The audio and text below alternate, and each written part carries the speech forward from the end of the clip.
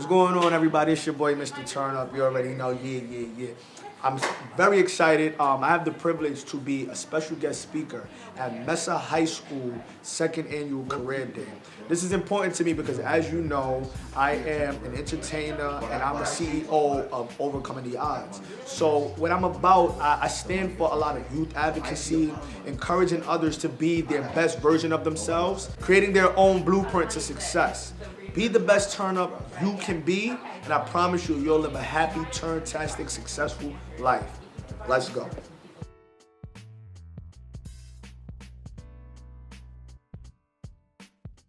Good morning, my name is Arthur Samuels. I'm the Executive Director of MESA Charter High School, and I have known this young man since he was in 9th grade.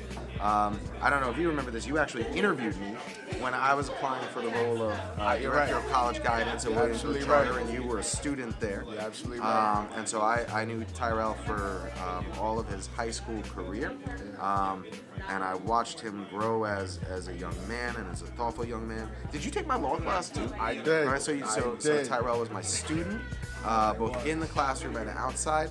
And we coached against each other. And we coached against each other at the faculty-student basketball game. We did. And I'm going to tell myself that we won that game, even though I don't know if that's true or not. But it is unbelievable. Like it fills me with unbelievable pride to see the entrepreneur that you've become, but even more than that, like just the young man that you've become, and how thoughtful you are, how wide your reach is, how much you care about the young people that you interact with. It's just to me, this is why all of us go into education or whatever. So I'm just unbelievably proud of you. Happy to be here. And I'm really excited to welcome you. Thank you. I love the kids. Like it's intense. Like last Saturday, I hosted a youth football banquet, and literally the kids was, "You want to dance?" I'm like, "All right, we can dance. What's up? Like, let's go." Like I got moves, but just seeing the excitement, like the joy for that moment, they put their phones down and be kids. And, nowadays you don't really get that with this youth. Yeah, their attention is. It's the disconnect. So. I didn't fit in with the quote-unquote popular kids because I didn't practice the same things that they did. I wasn't into the gossip and the drama that those students may have been into. However, I didn't consider myself a bad kid, like a rebel. I was lost. I was young and misguided. And I was misguided because the materials that were being taught inside my classroom, it didn't appeal to me. I didn't care necessarily for science. Not that there's nothing wrong with science, but that wasn't my cup of tea. When I was being taught science, I noticed like it's a disconnect. When I would take an arts class, I realized, I can color inside the lines, but that's, I want to do something different. I always see myself as something more, but I never knew what that more looked like. So in middle school, I find myself falling in love with music.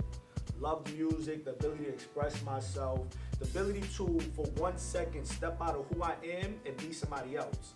Oh, if I listen to an Eminem song, I can be Eminem for this 3 minutes. If I listen to Jay-Z, I can be Jay-Z for 3 minutes, and so forth.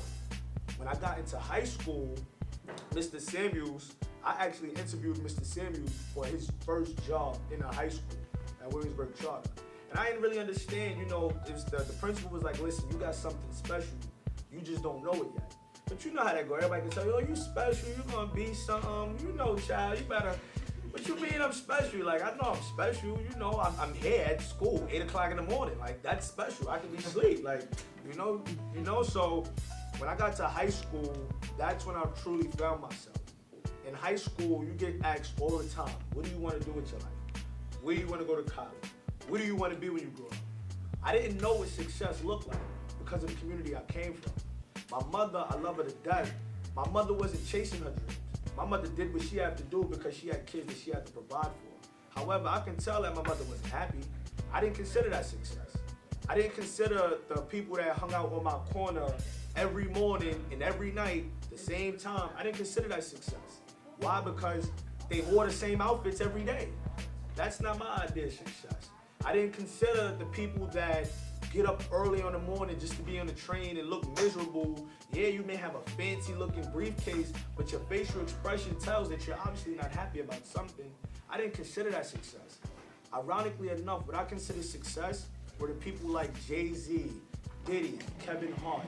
Not because of the money that they had, but because of how they used the platform in which they were given, in which they expressed themselves. The ability to, listen, make people laugh, give back to your community, take care of your family, that's success to me. Because you chilling, you creating your own schedule, you doing what you love. Like, if I get to tell you, listen, if you love to sing, right? And I told you, listen, you can sing for the rest of your life, you would be tremendously happy. You know what, I ain't gotta work, right? Because when you do what you love, it comes easy. If somebody told you you'll get paid to be on Snapchat, I know we'll all be in here filthy rich. Come up with a new filter. I got 3 ideas, like, because that's what you enjoy, that's what you're passionate about. So in high school, I realized I wanted to be an entertainer. I wanted to be at the table with Jay-Z, Diddy, Kanye West, Drake, Kevin Hart. That's what I wanted to do.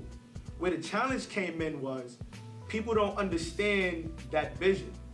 People tell you, well, the people I encountered told me, oh, there's no money in entertainment. Everybody want to be a rapper. Well, I never said I wanted to rap. Oh, what college you gonna go to? There's no degree for that. You're right, there may not be a degree for that, but you know what? I'm going to find out how to get it done, and I'm gonna do it. Oh, how you gonna be an entertainer? You live in East New York, Brooklyn. You're from Brooklyn, New York. There's nothing but criminals from East New York. Well, you know what? Feel bad for those criminals. But when I get my platform, you know what? I'm gonna tell their story in a different light. I'm gonna change the narrative about the people that look like me or identify with me. Whether it's kids, adults, senior citizens, whatever age, whatever race, whatever gender. Entertaining and telling them there's other means of success. Since I've been entertaining, I've had the privilege to open up for Dave Chappelle, and I don't do comedy, but you know, I hosted a Dave Chappelle show in the summer. When he was at Radio City Music Hall. I'm gonna be in season 5 of Power. Omari Hardwick is my mentor. I got the chance to meet Wyclef Jean. I've been on tour with 50 Cent. I did videos with Young M.A. I've got a chance to actually live the fullness of my life.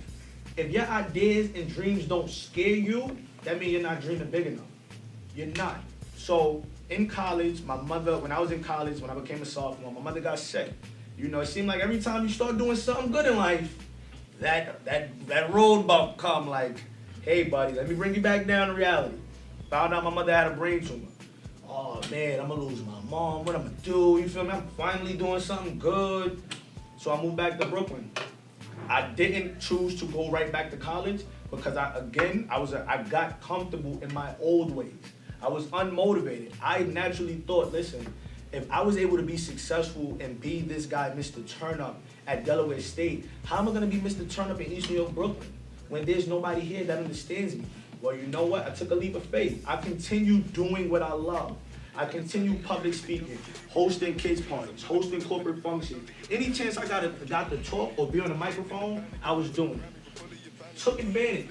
And lo and behold, started getting followers. Then next thing you know, I found out that I was passionate about different things other than just being on the microphone. I actually love arts and entertainment. I actually love youth advocacy, and my sole mission in life is to close the opportunity divide that exists between success and opportunity and people that live in particular communities, urban communities, quote unquote. I want to be I might want to be a cook. You might want to be a cook? Yeah. The reason why you put the mic in front of me. Why? I feel like you cook, don't you? And you enjoy cooking. Yeah. Now why did you put mic in front of me? Well, I put Mike because it's like that's like one of my last options because I want to play baseball too. So those are all 3 things. And then I want something else too. What's the other? What's this one? The other one is like if I don't do baseball, I want to become an instructor. Cause like a baseball instructor. Yeah, cause I already instruct kids already, so it's like I enjoy it. I see how they grow and stuff like that. It's pretty cool. You want to know how you can do all? You want to know how you can do all of the above? Just do it step by step. No, you really don't got to do it. You play baseball currently? Yeah. Play baseball now. I'm assuming you're nice. You gotta be nice. What position you play? I'm looking at you. Okay. And who's your favorite team? My favorite team? I don't got a favorite team. I love baseball in general. So I watch it whatever I want. I would encourage you to like the Yankees. But I'm a Yankees fan. Yeah. But this is how you do all the above, right? I understand. You currently play baseball. Yeah. You document your journey as a baseball player. Create whether it's a journal, something. So as you, like you said, you instruct, You instruct. Animated kid. It's hot. I like it because I'm not gonna front. I already, we're in the same wavelength, trust me. So, create a journal, documenting your current life as a high school athlete, right? While you're instructing, whether you want to put it on YouTube, like your journey, like your documentary, or you create a podcast. It's simple, it's inexpensive, you do that. And then lastly, you create a YouTube channel of you cooking. You don't even gotta do that. Social media. Listen, this is what I made, these are the steps I did. You're gonna get experience in all the above. Do it all at once. Don't limit yourself. Because what's gonna happen, you can have the opportunity. Like, I don't want anybody to ever feel like you gotta sacrifice one dream to make a dream. Like, don't ever do that.